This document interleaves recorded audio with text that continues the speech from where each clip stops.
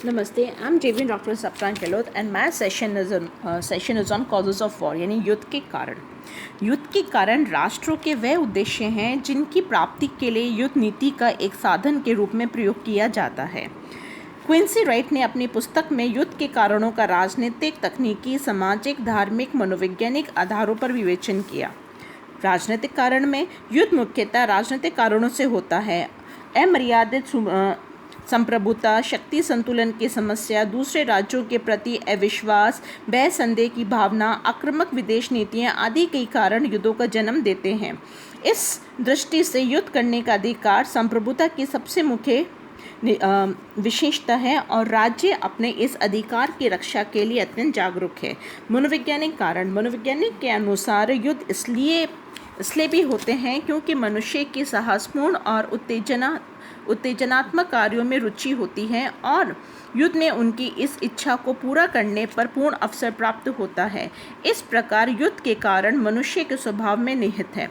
Next, इसमें सांस्कृतिक कारण। ऐसे भी माना जाता है कि सांस्कृतिक, वैचारिक तथा धार्मिक कारणों ने युद्ध को जन्म दिया है।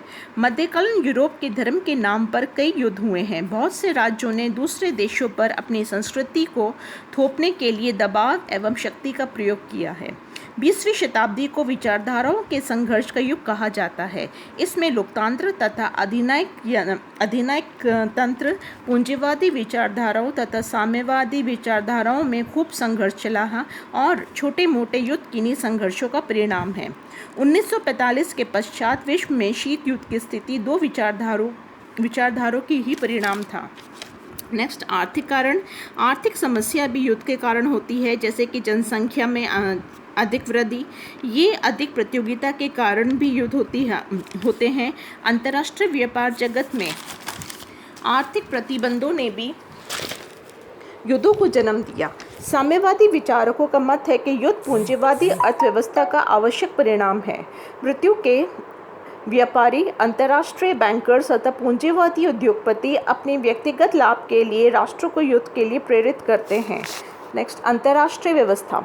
अंतर्राष्ट्रीय व्यवस्था ने भी युद्धों को जन्म दिया है। अंतर्राष्ट्रीय व्यवस्था को नियंत्रित करने हेतु संप्रभुता संपन्न विश्व सरकार का भाव पाया जाता है, जिसमें अराजकता की स्थिति उत्पन्न हुई है।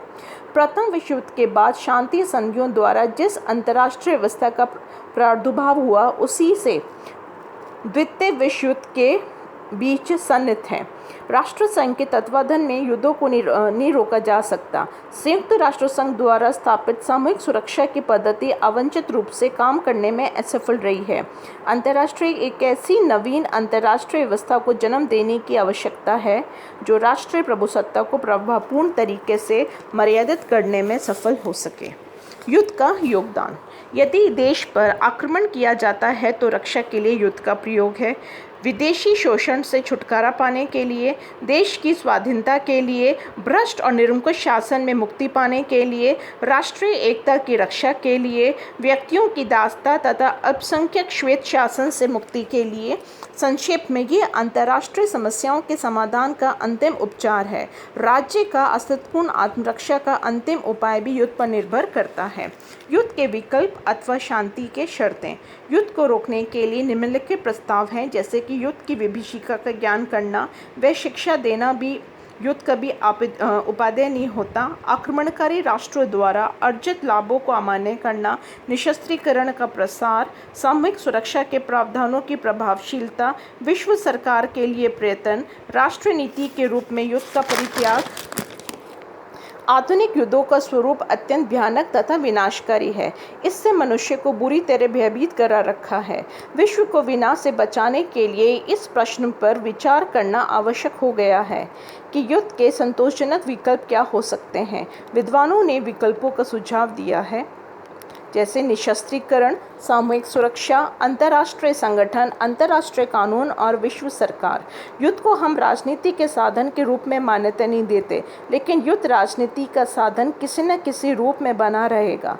युद्ध को तो एक राष्ट्रीय नीति के रूप में त्यागने का घोषणा राज्यों द्वारा ही की जा सकती है, जैसे कि 1928 के पेरिस पैक्ट में किया गया था।